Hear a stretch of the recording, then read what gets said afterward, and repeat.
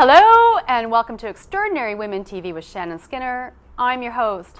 Well, I have a great show lined up for you today. In the first half hour, you are going to meet Susan Blackburn, who's a relationship coach, and she's here to talk about love and successful relationships.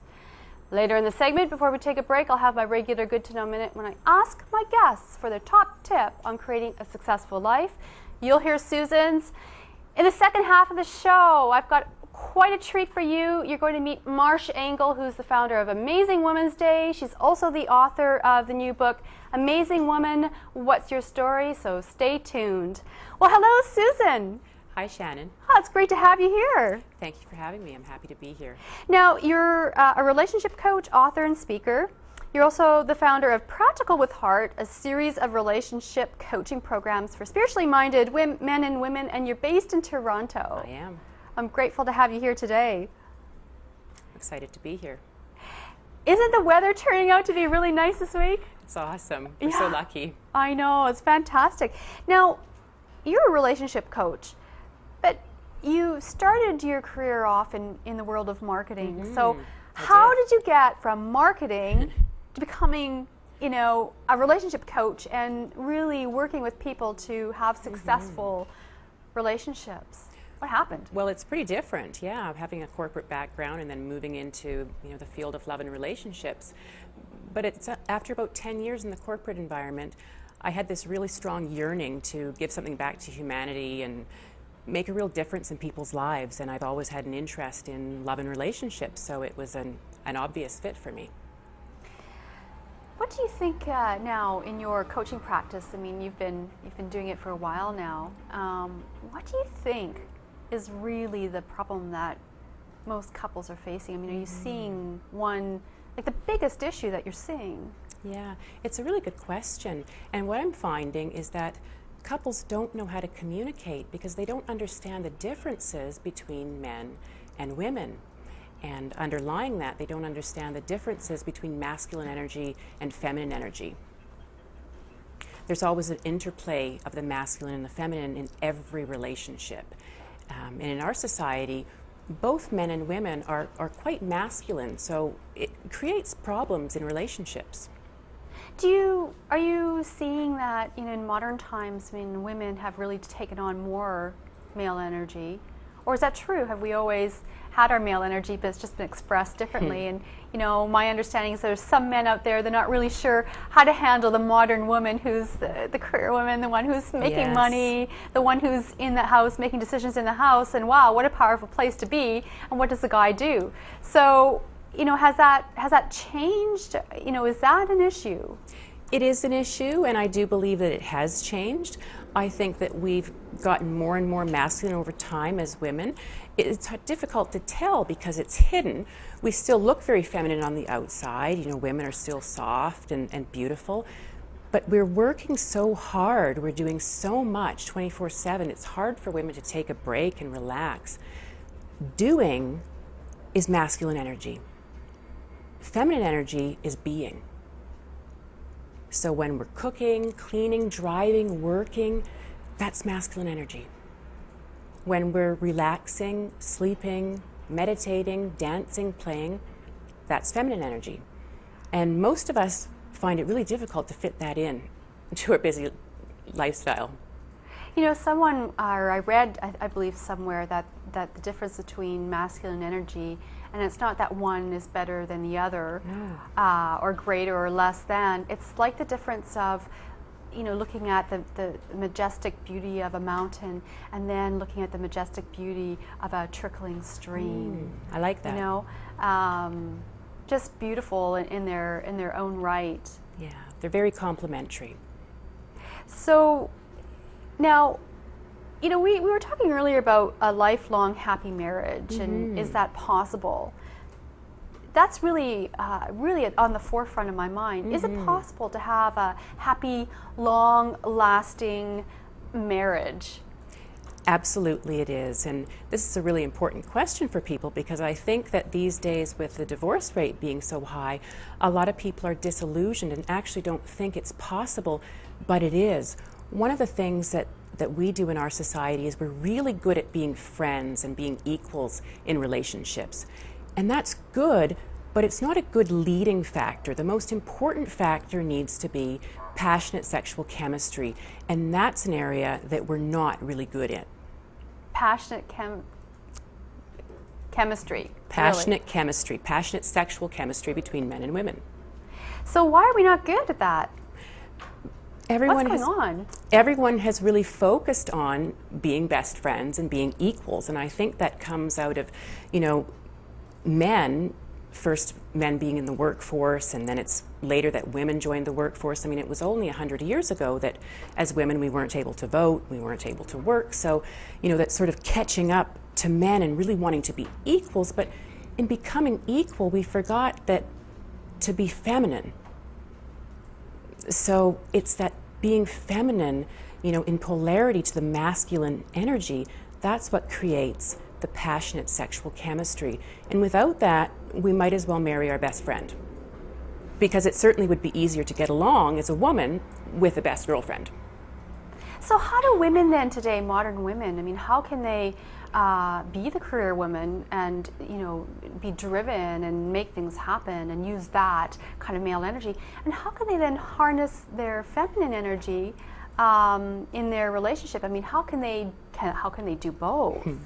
Well, they can do both men and women. We both have masculine and feminine energy. It's a matter of which one is the core energy. So for the majority of women, about 85 to 90%, that's going to be feminine energy, and the reverse is true for men. So certainly a lot of us are entrepreneurs. We have, we work a lot, we take pride in our careers, and that is masculine energy. And that's great. The decision making, planning, problem solving, that's masculine energy, and we're very good at that, as are men. But where we have trouble is switching that off and going into feminine mode when we go back home for the relationship aspect of our lives. It is a difficult transition, but more than that, women don't even know that this is something that they should be doing if they want to sustain intimacy and romance. So then, our expectations then of how we view relationships and marriage, I mean, are they actually unrealistic, do you think? I don't think our expectations are unrealistic in that we can have it all. We can have that lover and best friend, and we can share our dreams together, but we don't know how, as a society, to achieve that. We don't know how to communicate properly, we don't have the skills, and we don't understand what's going on with the energy, which is really the driving factor behind relationships. We need an understanding of that to do a lot better in our relationships, and we're getting there. How are we getting there?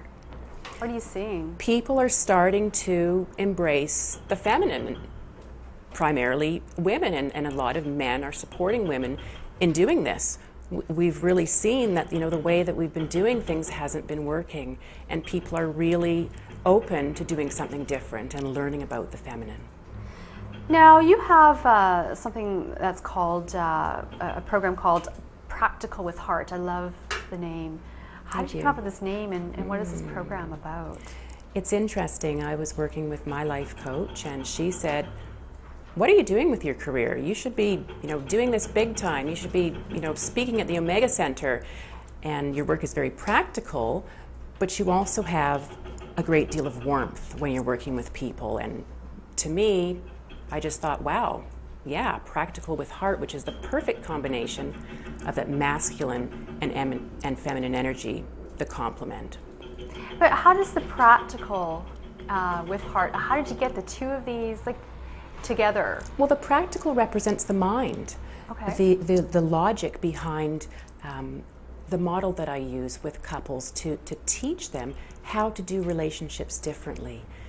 And the heart is the leader in relationships. The mind actually follows the heart. And it's the two of them. The man really represents the mind, and the woman really represents the heart. And the saying that men are the head of the household? Not true? It's not true. Well, it is true, sorry. But that's not the most important factor. The most important is that the woman is the heart of the household. and that where there's harmony in the home, the head follows the heart. So, you know, so women rule in the home? Women aren't ruling in the home, and that's one of the problems. Women need to take a real leadership role. Women see leading as sort of being the boss and sort of being tough and maybe being mean. But it's not that way. It's actually very graceful, it's open-hearted, it's unconditionally loving, it's very compassionate.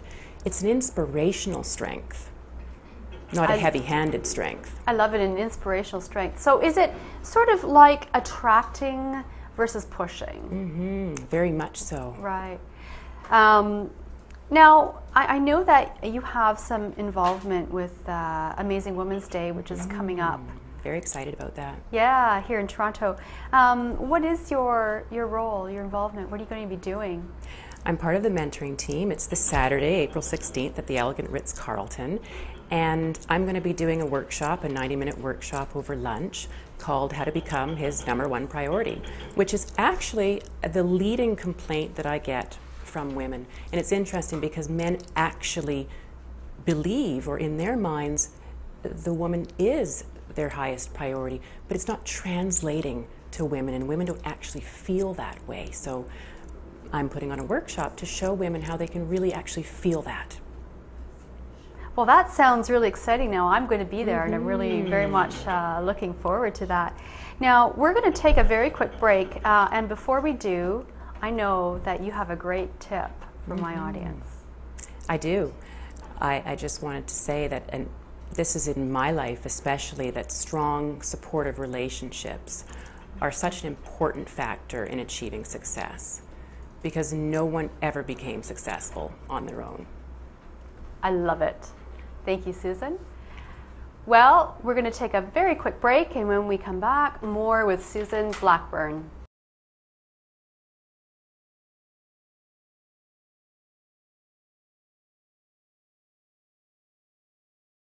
Welcome back to the show. I'm Shannon Skinner, and I'm joined by Susan Blackburn. And of course, during the break, we saw a fantastic video by Marsh Engel, Amazing Women's Day, which is, of course, coming up April 16th at the Ritz-Carlton Hotel. Come on out. It's going to be a day of celebration, inspiration, collaboration with a great group of feminine leaders together. So please come on out. For more information, amazingwomensday.com. And Susan is going to be a part of that. So Susan. I am. I'm really looking forward to it. Yeah.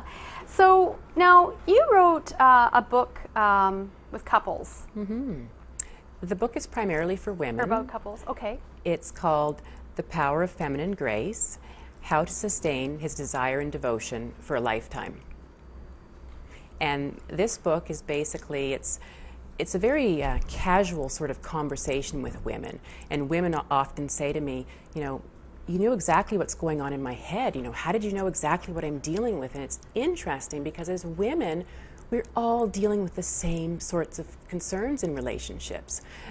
So I deal with these things in relationships. So it's very easy for me, this being my life's work, to really get inside the head of a woman and write from that standpoint, because we all share the same issues. Some of those being that, we work so hard and it's really hard for us to get a break. We don't understand how to communicate. We feel underappreciated. And the big one, we don't feel like his #1 priority. So I go into detail with women and teach them how they can achieve all of these things, how they can resolve these concerns. And I'm getting a lot of really great feedback from my audience on this, and it's really proving to be very helpful for women. Now, why do we as women not feel like his priority? What's going on there? It has to do with our expectations and wanting men to love us the same way that we love as women, and it's very different. Men are looking to be appreciated, trusted, and respected as forms of love. And as women, we're looking to be cherished, desired, and his #1 priority. So we don't understand that in order to feel that way, to have it really translate where the man is sort of going out of his way to make a woman feel special. We need to appreciate, respect, and trust him first. Sort of a chicken and egg thing. If the woman can do that, her partner will give her the world. Because for every man, his most important thing in his life is to make the woman that he loves happy. And women also have a very difficult time believing that also, but it's true. And when women really learn to appreciate, trust, and respect, they really see that, and they start to see that quite quickly, because as soon as the woman changes her approach, the man changes just as quickly. Trust him and appreciate him first. Mm-hmm. So in terms of trust, it's things like, the masculine energy is responsible for decision making, and women are like, well, I want to make the decisions too. But in relationships, it's actually very beautiful, because the woman gets to have all her needs met, but it's the man who gets to decide how her needs get met. So for example, if I wanted to be, relax and have fun this weekend, I would say something like, I'm feeling really overwhelmed. I'd really like to relax and have fun this weekend. What do you think? Instead of saying what we usually do, which is I've bought, tickets to a play and we're going to go out on Saturday night, and really taking control and planning everything and not actually leaving him with a job to do. So when we say it the other way, express a feeling and give him the overall what we need to feel, he can really put his mind to work to, maybe it's a play, maybe it's a spa, maybe it's, a break from the kids, maybe it's a day with the family. But that gets to be his responsibility, and it really makes men and women feel like they're really both part of the partnership, really a team, but it's a complementary team. They don't have the same roles. They have different roles, and that just creates so much more power than either a man or a woman would have on their own. Now, do you work with single women, or do you work only exclusively with couples? I do work with single women, but most of my work is with couples. And when I'm working with an individual, it will be either a woman or a man who's in a relationship, because most of my skills are about the interaction between men and women. The energy exchange and the communication. So for single women, they don't have the opportunity to put some of these new skills into practice. Do you work with single men as well? I have to ask the question. I do, but it's the same thing. When I'm working with men on their own, they're usually part of a couple. Right. Now, we talked earlier about passion. Why is passion so important? Well, passion is the glue that really holds relationships together. I mean, when we're talking about romantic relationships, the foundation is really passionate sexual chemistry. Otherwise, it would be easier for women to all, have platonic relationships with women and raise families with other women, and for men to do the same, because women speak the same language, men speak a different language, but the same with one another. So when we come together, it has to be for some greater benefit. When we come together as equals, same, and what I call buddies or pals, there's nothing, no one's bringing anything greater to the table. And when things start to get chaotic, without that foundation of passion, there's nothing to hold a man and a woman together. So that's that sexual spark, that chemistry that is found right in the very beginning of a relationship. I mean, that's what, attracts us to one another. That's what creates flirtation and all of those great feelings. But people lose that, and they don't know how to sustain that in relationships. But they can, and it means keeping those components, like flirting, needs to continue. It should never stop. We do things in our society like sharing the bathroom together. That's way too casual if you want to maintain passion and a spark.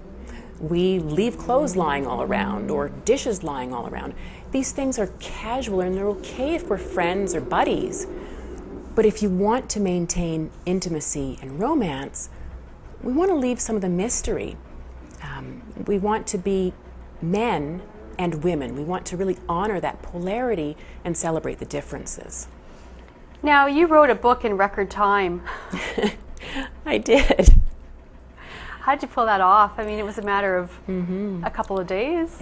Well, just over a couple of days. I think it was about 5 days and 3 sleepless nights. And it's really neat how that came into being.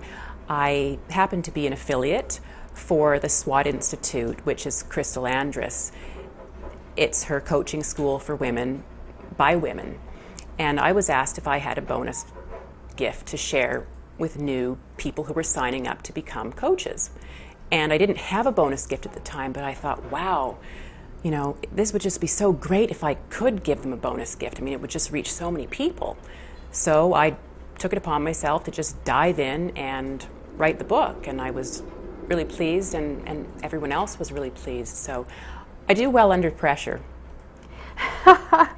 Yeah, in a couple of days, maybe I should put some pressure on myself for my next book then.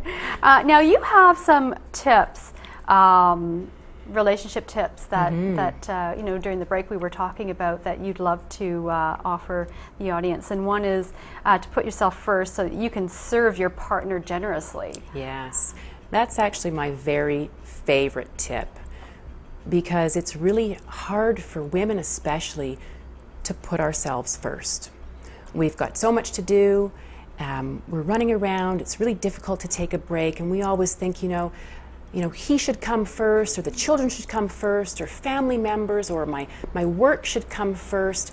Women often put themselves last, never seeing that when we put ourselves first, we have so much more energy to give to our partner, those we love, and everyone else who's relying on us. Speak with kindness and respect is another piece of advice. It sounds so simple, but it's something that we really forget. It does sound simple, doesn't it? It does in relationships, but very few couples are actually doing it. And it's interesting when I say to people, you know, do you realize that you're more kind and respectful to people on the elevator or people that you pass at the grocery store than you are to your own partner? And that always sort of takes people aback, because it's like, well, yeah, we are, right? So a lot of times people are actually more loving to perfect strangers. So I really emphasize that for couples, to really make that important, because without kindness and respect, we start to feel unloved. And feeling loved is really so important. Open your heart so you can give and receive love is another piece of advice. I love it. I think we're great givers, not so good at receiving. So when we have an open heart, it really is a flow that goes both ways. We can let love in, and we can express love. And also when we open our heart, our whole physiology really changes. We become more relaxed, open. We're different in the types of conversations we have and the type of interactions. It's a much more soft, flexible, sort of a partnership approach with an open heart. A partnership approach with an open heart, I love it. And lastly, your fourth tip, celebrate your differences. That is such an important one also. Right. I find that a lot of women want their men to be more like a woman, and men want their women to be more like a man, because it would be easier if women were more logical, and it would be easier if men were more intuitive. But it's actually really learning to celebrate that those differences are really magical when we honor them and use them sort of as a dance. You know, they really work so well together and really bring and provide for so much more when we have them both. Now, what change in the world would you like to see? I mean, now that you've spent some time coaching, you know, people and having amazing relationships, above all, if there was one change in the world that you can make, what would it be? Well, I'd like to see men and women transform relationships, families, and communities from the ground up. Because when relationships, families, and communities are operating with a lot of love, unconditional love, I really see that over time, that unconditional love just spreads everywhere in the world. In other words, so it starts small, sort of with self-love, that sort of putting yourself first piece, and then the relationship piece, family, community. It's a natural progression if we start sort of with the smallest foundation being the self and the relationship. Well, Susan Blackburn, unfortunately we have now run out of time, so it's been such a pleasure having you here. Now, if anyone wants to get more information about you, they can visit your website at susanblackburn.com. That's right. And you're on Twitter as well? I'm on Twitter. I'm on Facebook. Okay, great. Well, thanks again. Best of luck this Saturday at Amazing Women's Day. Thank you, Shannon. I've really enjoyed being here, and I really appreciate you giving me the opportunity to interview with you. Susan Blackburn, relationship coach, author, and speaker. Thanks again for being here today.